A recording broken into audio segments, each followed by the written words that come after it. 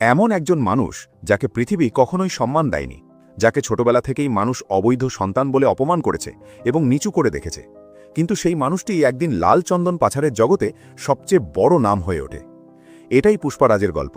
এমন এক শ্রমিকের গল্প যে জঙ্গল থেকে তার পথ চলা শুরু করে, কিন্তু নিজের সাহস আর বুদ্ধির জোরে বড় বড় ডনদেরও চ্যালেঞ্জ ছুড়ে দেয়। এই বিপজ্জনক খেলায় পুষ্পার একটাই নীতি আছে: পুষ্পা কখনো মাথা নত করবে না। ছবিটির নাম পুষ্পা। ভিডিও শুরু করার আগে আপনাদের কাছে একটি ছোট অনুরোধ আছে। যদি আপনারা এই চ্যানেলে নতুন হয়ে থাকেন তাহলে অনুগ্রহ করে চ্যানেলটি সাবস্ক্রাইব করে নেবেন। তবে চলুন শুরু করা যাক, কিন্তু তার আগে নমস্কার বন্ধুরা, আমি স্যাম আর আপনারা দেখছেন নো দ্য স্টোরি। গল্প শুরু হয় 1990 সালের এক অন্ধকার রাতে। জঙ্গলের রাস্তা দিয়ে লাল চন্দনে ভর্তি ট্রাকগুলো এগিয়ে যাচ্ছে। এই ট্রাকগুলোর সঙ্গেই আছে আমাদের নায়ক পুষ্পা। রাস্তার মাঝেই পুলিশ সেই ট্রাকগুলো থামিয়ে দেয়। পুলিশের সন্দেহ হয় যে এগুলো লাল চন্দন পাচারের মাল। পুষ্পাকে গাড়ি থেকে নামতে বলা হয়, কিন্তু পুষ্পার মেজাজ একেবারেই আলাদা স্তরের। সে একটুও ভয় পায় না। পুষ্পা পুলিশের কাছে বলে যে বিষয়টা টাকা দিয়ে মিটিয়ে নেওয়া যায়, কিন্তু একজন কনস্টেবল তার কথা শোনার বদলে তার কলার ধরে ফেলে। তারপর আর কি, পরের মুহূর্তেই পুষ্পা সেই কনস্টেবলকে জোরে ধাক্কা মেরে সরিয়ে দেয়। এক এক করে অনেক পুলিশ তাকে মারার চেষ্টা করে, কিন্তু পুষ্পা একাই সবার মোকাবিলা করে ফেলে। প্রতিবার যখন কোনো কনস্টেবল তার সঙ্গে ঝামেলায় জড়ায়, পুষ্পা তাকে বলে, যদি আমার কথা মেনে নাও তাহলে আমি তোমাদের মাসিক বেতন 10,000 টাকা বাড়িয়ে দিতে পারি। শেষ পর্যন্ত একজন সিনিয়র পুলিশ অফিসার আসে এবং পুষ্পার মাথায় বন্দুক ঠেকিয়ে দেয়। পুষ্পা তাকে বলে, আমি শুধু 1 লাখ টাকা দেওয়ার কথা বলছি না, এখানে থাকা প্রতিটি পুলিশকে 1-1 লাখ টাকা করে দিতে রাজি আছি। এটা শুনে সব পুলিশ একে অপরের দিকে তাকাতে থাকে। এত বড় অফার দেখে তাদের মনও দুলে ওঠে। শেষ পর্যন্ত পুষ্পাকে ছেড়ে দেওয়া হয়। পুলিশ যখন তার নাম জানতে চায় তখন সে খুব আত্মবিশ্বাসের সঙ্গে বলে, নাম মনে রাখার দরকার নেই, তবুও শুনে রাখো, পুষ্পা। এখন প্রশ্ন হলো, এই পুষ্পা আসলে কে, আর কিভাবে একটা সাধারণ মানুষ এত বড় নাম হয়ে উঠল? এর উত্তর আমরা পাই পুষ্পার সবচেয়ে কাছের মানুষ কেশবের কাছ থেকে। কয়েক বছর আগে পুষ্পা ছিল এক সাধারণ শ্রমিক যে একটি কাঠ কাটার কারখানায় কাজ করত, কিন্তু তার ভেতরে ছিল এক আলাদা ধরনের দাপট আর আত্মবিশ্বাস। একদিন কারখানার মালিক সেখানে আসে আর সব শ্রমিক তাকে সম্মান দেখানোর জন্য দাঁড়িয়ে পড়ে, কিন্তু পুষ্পা নিজের জায়গা থেকে একটুও ওঠে না। ম্যানেজার রাগ করে তাকে জিজ্ঞেস করে সে মালিককে সম্মান জানালো না কেন। তখন পুষ্পা জবাব দেয়, আমি এখানে পরিশ্রম করার জন্য টাকা পাই, সালাম করার জন্য নয়। এই কথা শুনে ম্যানেজার ভীষণ রেগে যায় এবং তাকে বকাঝকা করে, কিন্তু পুষ্পার তাতে কোনোই ভ্রুক্ষেপ হয় না। সে সরাসরি নিজের কাজ ছেড়ে সেখান থেকে বেরিয়ে যায়। যখন পুষ্পা কারখানা ছেড়ে চলে যাচ্ছিল তখন ম্যানেজার একটাই কথা বলে। সে বলে, এই ছেলেটা হয়তো একদিন সবকিছু ধ্বংস করে দেবে অথবা পুরো পৃথিবীর ওপর রাজত্ব করবে। এই পুরো ঘটনাটা দেখছিল আরেকজন শ্রমিক, কেশব। পুষ্পার সেই দাপট আর আত্মবিশ্বাস দেখে কেশব ভীষণভাবে মুগ্ধ হয়ে যায়। তাই সেও নিজের কাজ ছেড়ে পুষ্পার সঙ্গে চলে যাওয়ার সিদ্ধান্ত নেয়। তারপর কেশব প্রথমবার পুষ্পার বাড়িতে যায়। সেখানে সে পুষ্পার মা পার্বতীকে দেখে। পুষ্পার জীবন ছোটবেলা থেকেই অনেক কষ্টে ভরা ছিল। সমাজ কখনোই তার মাকে সম্মান দেয়নি, আর সেই কারণেই পুষ্পার মনে এক ধরনের জেদ জন্মেছিল। একদিন সে এত বড় মানুষ হবে যে পৃথিবী তার নাম সম্মানের সঙ্গে নেবে। এদিকে জঙ্গলে তখন লাল চন্দন পাচারের ব্যবসা জোর কদমে চলছিল। সেখানে কয়েকজন বড় বড় স্মাগলারের রাজত্ব ছিল, যাদের মধ্যে জলি রেড্ডি আর জাগ্গা রেড্ডির মতো লোকজন ছিল। একবার পুলিশ পুষ্পাকে ধরে একটি চায়ের দোকানে নিয়ে আসে। সেখানে জলি রেড্ডি আর জাগ্গা রেড্ডিও পৌঁছে যায়। পুলিশ যতই তাকে মারুক না কেন, পুষ্পা তাদের কাছে কিছুই স্বীকার করে না। এরপর পুষ্পা সেই স্মাগলারদের বলে যে লাল চন্দনে ভর্তি ট্রাক কোথায় লুকিয়ে রাখা হয়েছে সে জানে, কিন্তু তার বদলে তাকে 5 লক্ষ টাকা দিতে হবে। জলি রেড্ডির কাছে এই ডিলটা খুব ঝুঁকিপূর্ণ মনে হয়, তাই সে সেখান থেকে চলে যায়। কিন্তু জাগ্গা রেড্ডির মনে হয় যদি পুষ্পা পুলিশকে কিছু না বলে থাকে তাহলে হয়তো সে সত্যিই জানে। তাই সে পুষ্পার প্রস্তাব মেনে নেয়। পুষ্পাকে ছেড়ে দেওয়া হয় এবং সবাই তার সঙ্গে ট্রাক খুঁজতে বেরিয়ে পড়ে। যখন তারা একটি পুরনো পুকুরের কাছে পৌঁছায় তখন পুষ্পা বলে, লাল চন্দনে ভর্তি ট্রাকটা এই পুকুরের মধ্যেই লুকিয়ে আছে। এটা শুনে সবাই অবাক হয়ে যায়। আসলে পুষ্পা ইচ্ছে করেই সেই ট্রাকটাকে পুকুরে ফেলে দিয়েছিল, কারণ সে জানত আসল টাকা শুধু একটা ট্রাকে নয়, বরং পুরো লাল চন্দনের ব্যবসার মধ্যেই আছে। এইভাবেই ধীরে ধীরে পুষ্পা পাচারের জগতে নিজের জায়গা তৈরি করতে শুরু করে। প্রতিদিন সে নতুন নতুন উপায় বের করতে থাকে চেকপোস্ট পার করে লাল চন্দন বের করার, কখনো ট্যাঙ্কারে লুকিয়ে, আবার কখনো ট্রাকের ভিতর করে। এই সময় পুষ্পা প্রতিদিন একটি জায়গায় দুধ কিনতে যায়, আর সেখানেই তার দেখা হয় এক সরল মেয়ের সঙ্গে যার নাম শ্রীভল্লী। আর এখান থেকেই পুষ্পার জীবনে নতুন অধ্যায় শুরু হয়। শ্রীভল্লীর বাবা মুনিয়াথাম, যিনি একজন ট্রাক ড্রাইভার, যিনি কোন্ডা রেড্ডির জন্য কাজ করেন, আর এই কারণেই পুষ্পার সঙ্গে তাদের যোগাযোগও তৈরি হয়ে যায়। প্রথমবার যখন পুষ্পার চোখ শ্রীভল্লীর উপর পড়ে তখন থেকেই সে তাকে পছন্দ করতে শুরু করে। কিন্তু সমস্যা হলো, শ্রীভল্লী তার দিকে একেবারেই নজর দেয় না। পুষ্পা অনেকবার তার মনোযোগ পাওয়ার চেষ্টা করে, কখনো সামনে গিয়ে কথা বলতে চায়, আবার কখনো ইচ্ছে করেই তার কাছে যায়, কিন্তু প্রতিবারই শ্রীভল্লী তাকে এড়িয়ে যায়। তবে পুষ্পা এমন ছেলে নয় যে এত সহজে হার মেনে নেবে। তাই সে বারবার শ্রীভল্লীকে ইমপ্রেস করার চেষ্টা করতে থাকে। এই সময় পুষ্পা তার লাল চন্দন পাচারের কাজটাও এক নতুন কৌশলে করতে শুরু করে। পুলিশকে ফাঁকি দেওয়ার জন্য সে দুধের ট্রাক ব্যবহার করতে শুরু করে, কারণ সাধারণত পুলিশ দুধের ট্রাকগুলোকে খুব বেশি তল্লাশি করে না। কিন্তু একদিন পুষ্পার এই কৌশল ধরা পড়ে যায়। চেকপোস্টে ডিএসপি গোবিন্দাপ্পা নিজেই তল্লাশি করছিল। তিনি শুধু ট্রাক দেখে ছেড়ে দেন না, বরং নিজের লাঠি দিয়ে ট্যাঙ্কারে জোরে জোরে আঘাত করে পরীক্ষা করেন। যখন তিনি ট্যাঙ্কারের উপরের দিকে লাঠি মারেন তখন জোরে শব্দ হয়, কিন্তু নিচের দিকে মারতেই শব্দটা হালকা হয়ে যায়। এই থেকেই গোবিন্দাপ্পা বুঝে যায় যে ট্যাঙ্কারের ভিতরে কিছু লুকিয়ে রাখা হয়েছে।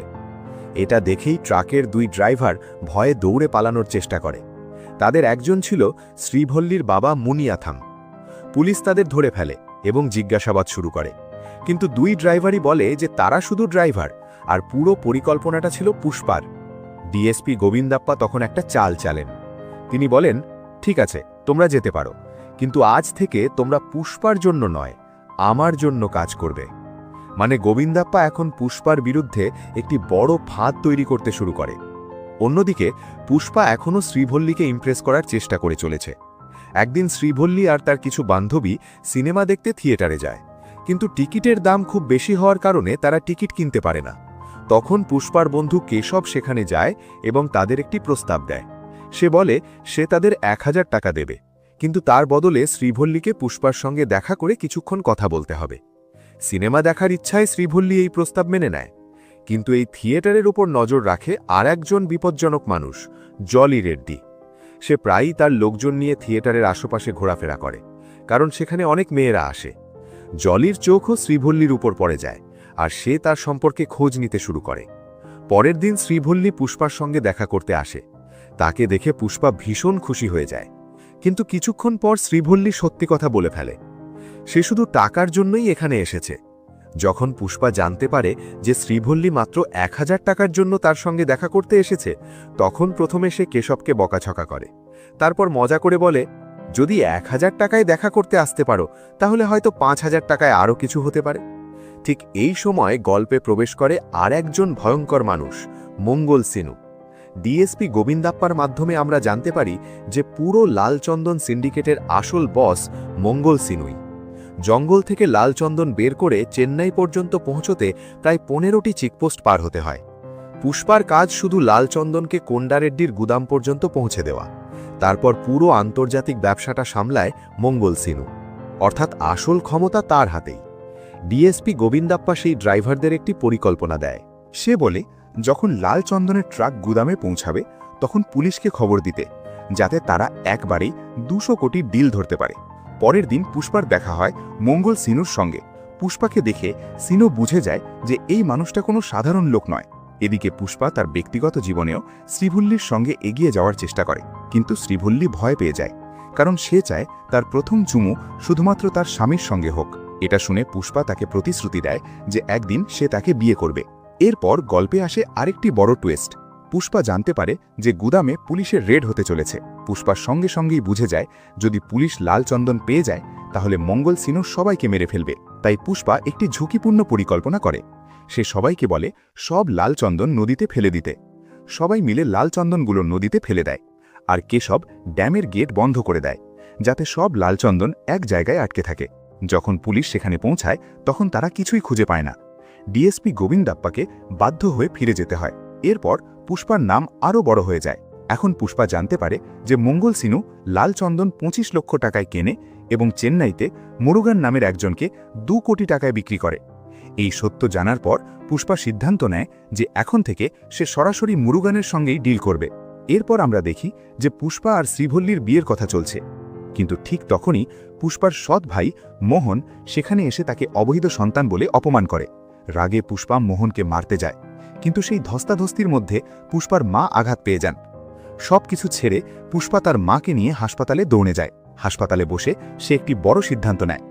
এখন থেকে সে কারোর সামনে মাথা নত করবে না, আর কারো কাছে হারও মানবে না। পরের দিনই সে চলে যায় মঙ্গল সিনুর কাছে। সে বলে যদি লাল চন্দনের দাম বাড়ানো না হয় তাহলে সে নিজেই মুরুগনের সঙ্গে ডিল করবে। এই কথা শুনে মঙ্গল সিনু এবং তার শ্যালক মুগলেশ ভীষণ রেগে যায়।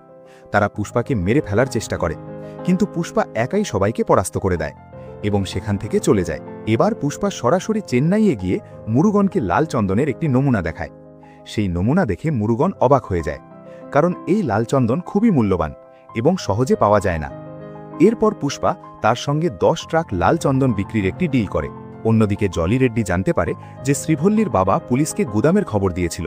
তখন সে তাকে মারতে শুরু করে এবং বলে 1 রাতের জন্য শ্রীভল্লিকে তার কাছে পাঠাতে হবে। তারপর সে নিজেই শ্রীভল্লির কাছে যায় এবং তাকে একটি শাড়ি ও কিছু প্রসাধনী দিয়ে বলে রাতে সাজগোজ করে তার কাছে আসতে, না হলে সে তার বাবাকে মেরে ফেলবে। কিন্তু রাতে শ্রীভল্লি সরাসরি পুষ্পার কাছে পৌঁছে যায়। সে সব কিছু পুষ্পাকে খুলে বলে এবং জানায় যে সে পুষ্পাকে ভালোবাসে এবং তাকেই বিয়ে করতে চায়। তাই সে চায় যে জলি রেড্ডির আগে পুষ্পাই তার সঙ্গে রাত কাটাক, কারণ সে তার সব কিছু শুধু তার স্বামীকেই দিতে চায়। এটা শুনে পুষ্পা তাকে নিয়ে জলি রেড্ডির কাছে যায়। তারপর শুরু হয় জলি রেড্ডিকে ভয়ঙ্কর মারধর। পুষ্পা তাকে এমনভাবে মারতে থাকে যে শেষে জলি রেড্ডি সোজা হয়ে দাঁড়াতেও পারে না। এরপর পুষ্পা, শ্রীভল্লি ও তার বাবাকে নিরাপদে বাড়ি পৌঁছে দিয়ে সেখান থেকে চলে যায়। অন্যদিকে জলি রেড্ডি কাউকে কিছু বলে না, কারণ সে ঠিক করে যে সে নিজেই একদিন পুষ্পাকে মারবে। একদিন পুষ্পা আর কেশব জলি রেড্ডিকে মারার পরিকল্পনা নিয়ে কথা বলছিল। ঠিক তখনই কোন্ডা রেড্ডি সেখানে এসে পড়ে। কেশব ভয় পেয়ে যায়। তার মনে হয় হয়তো কোন্ডা রেড্ডি বাইরে থেকে সব কথা শুনে ফেলেছে, কিন্তু পুষ্পা বিষয়টাকে তেমন গুরুত্ব দেয় না। পরের দিন পুষ্পা আর কোন্ডা রেড্ডি তার লোকজন নিয়ে গুদামের দিকে যেতে থাকে। এদিকে কেশব জানতে পারে যে সেদিন কোন্ডা রেড্ডি সত্যিই বাড়ির বাইরে থেকে সব কথা শুনেছিল। সে সঙ্গে সঙ্গে পুষ্পাকে মেসেজ পাঠায়, কিন্তু তখনই কোন্ডা রেড্ডি আর জাক্কা রেড্ডি পুষ্পাকে ধরে ফেলে। দুজন মিলে পুষ্পাকে ভীষণভাবে মারধর করে এবং পরে তাকে গুলি করে মারার প্রস্তুতি নেয়। ঠিক সেই সময় হঠাৎ সেখানে মুগলেস আর তার গ্যাং পৌঁছে যায়। গুলির লড়াই শুরু হয়ে যায় এবং কোন্ডা রেড্ডির গুলি লাগে। সেখানেই তার মৃত্যু হয়। এরপর সেখানে 2 গ্যাংয়ের মধ্যে ভয়ঙ্কর লড়াই শুরু হয়। চারদিকে গুলি চলছে আর মানুষ এক একে মরে যাচ্ছে। এই সুযোগে পুষ্পা কোনোভাবে তার হাতের দড়ি খুলে ফেলে এবং নিজেকে মুক্ত করে। মুক্ত হওয়ার পর পুষ্পা এমন একটি কাজ করে যা পরে তার কাজে লাগবে। সে জাক্কা রেড্ডির জীবন বাঁচিয়ে দেয়, কারণ পুষ্পা বুঝে গিয়েছিল যে ভবিষ্যতে জাক্কা রেড্ডি তার কাজে লাগতে পারে। এই সময় পুষ্পার মুখোমুখি হয় মুগলেসের সঙ্গে। মুগলেস হাসতে হাসতে পুষ্পাকে হুমকি দেয় এবং বলে যদি তাকে ছেড়া না দেওয়া হয় তাহলে মঙ্গল সিনু পুষ্পাকে কখনো ছাড়বে না। কিন্তু পুষ্পা তাকে মেরে ফেলে। তবে মুগলেসকে মেরে পুষ্পা মঙ্গল সিনুকে নিজের সবচেয়ে বড় শত্রু বানিয়ে ফেলে। এরপর শহরের একজন এমএলএ লাল চন্দনের ব্যবসার সঙ্গে জড়িত সব লোককে নিয়ে একটি মিটিং ডাকে। এই মিটিংয়ে পুষ্পা এবং মঙ্গল সিনুও উপস্থিত থাকে। মিটিং চলাকালীন পুষ্পা একটি নতুন আইডিয়া দেয়। সে সবাইকে বোঝায় যে মঙ্গল সিনু তাদের কাছ থেকে সস্তায় লাল চন্দন কিনে বাইরে অনেক বেশি দামে বিক্রি করে। যদি মাঝখানের এই মানুষটাকে সরিয়ে দেওয়া যায় এবং সবাই সরাসরি মাল বিক্রি করে তাহলে সবার লাভ অনেক বেশি হবে। পুষ্পার কথা শুনে এমএলএ ভীষণভাবে মুগ্ধ হয়ে যায়। তারপর সে সিদ্ধান্ত নেয় এখন থেকে সবাই তাদের মাল পুষ্পার কাছেই পাঠাবে আর পুষ্পাই পুরো ব্যবসাটা সামলাবে। এই সিদ্ধান্তের পর পুষ্পা ধীরে ধীরে এই পুরো ব্যবসার নেতা হয়ে ওঠে। অন্যদিকে গোবিন্দাপ্পা তার চাকরি ছেড়ে দেয়। এখন পুষ্পা এতটাই ধনী হয়ে গেছে যে যদি কেউ তার বিরুদ্ধে দাঁড়ায় সে টাকার বৃষ্টি করে তার মুখ বন্ধ করে দেয়। এখন না জলি রেড্ডির মধ্যে আগের মতো সাহস থাকে আর না মঙ্গল সিনুর আগের মতো ক্ষমতা থাকে। ঠিক তখনই গল্পে আসে আরেকটি বড় টুইস্ট। শহরে নতুন একজন পুলিশ অফিসার আসে যার নাম ভাবার সিং শেখাওয়াত। এই মানুষটা খুবই ভয়ঙ্কর এবং আজব স্বভাবের। তার মাথা গরম হয়ে গেলে সে যে কোনো কিছু করতে পারে। এই সময়ে শ্রীভল্লির পরিবারও শেষ পর্যন্ত পুষ্পাকে মেনে নেয় আর তাদের বিয়ের কথা পাকাপাকি হয়ে যায়। বিয়ের কার্ড দেওয়ার জন্য পুষ্পা পুলিশ স্টেশনে গিয়ে ভাবার সিংয়ের সঙ্গে দেখা করে। পুষ্পা তাকে কমিশন হিসেবে 1 কোটি টাকা দেয় এবং বলে যে প্রতি মাসেই এমন টাকা তার কাছে পৌঁছতে থাকবে। ভাবার সিং শান্তভাবে বসে সব নোট গুনে নেয়। তারপর সে বলে যে টাকার মধ্যে কিছু কমতি আছে। পুষ্পার সঙ্গে আসা লোকেরা আবার টাকা গুনে দেখে, কিন্তু টাকার অঙ্ক একদম ঠিকই বের হয়। তবুও ভাবার সিং বলে যে টাকার মধ্যে কমতি আছে। তারপর সে পুষ্পার পরিবার নিয়ে কথা বলতে বলতে তার অপমান করতে শুরু করে। সে বলে যে পুষ্পার কোনো পরিচয় নেই, না তার কোনো নাম আছে আর না তার নামের সঙ্গে কোনো ব্র্যান্ড জড়িয়ে আছে। ঠিক তখনই পুষ্পা তাকে স্যার বলে সম্বোধন করে।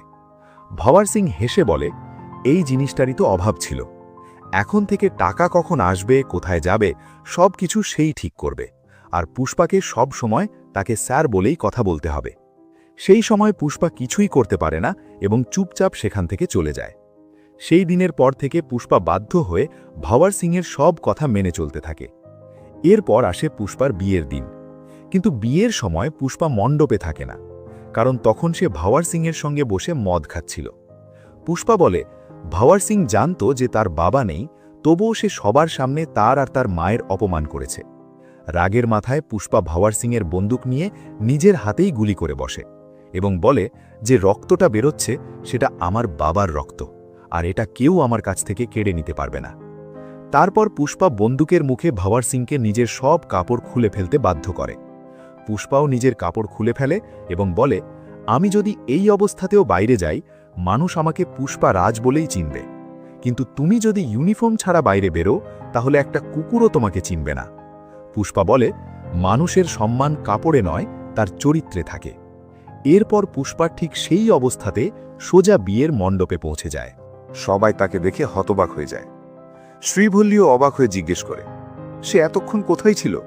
পুষ্পা শুধু এতটাই বলে, কেউ পুষ্পাকে ফুল মনে করেছিল, তাই তাকে বোঝাতে গিয়েছিলাম যে পুষ্পা ফুল নয়, আগুন। আর এখানেই এই সিনেমার গল্প শেষ হয়। কিন্তু বন্ধুরা, পুষ্পার আসল লড়াই এখনো বাকি। এরপর কি হবে? পুষ্পার রাজত্ব কত বড় হবে? আর কে হবে সেই নতুন শত্রু যে পুষ্পাকে খোলাখুলি চ্যালেঞ্জ দেবে? এই সব প্রশ্নের উত্তর আমরা দেখব পুষ্পার গল্পের পার্ট 2-এ। কিন্তু শেষ করার আগে একটা প্রশ্ন, আপনাদের কি মনে হয় পুষ্পা সত্যিই একজন হিরো, নাকি সে শুধু একজন ভিলেন যে ভুল পথে হেঁটে বড় হয়েছে? আপনার মতামত অবশ্যই কমেন্ট করে জানাবেন। তো বন্ধুরা, যদি এই গল্পটা আপনাদের ভালো লেগে থাকে তাহলে ভিডিওটি লাইক করুন, আপনাদের বন্ধুদের সঙ্গে শেয়ার করুন, আর এরকমই আরও সিনেমার গল্প শোনার জন্য আমাদের চ্যানেল নো দ্য স্টোরি বেঙ্গলিকে সাবস্ক্রাইব করতে ভুলবেন না। আপনাদের একটা সাবস্ক্রিপশন আমাদের নতুন নতুন গল্প শোনাতে উৎসাহ দেয়। দেখা হবে পরের ভিডিওতে আরও এক মন ছুঁয়ে যাওয়া গল্প নিয়ে। ততক্ষণ নিজের খেয়াল রাখুন। ধন্যবাদ।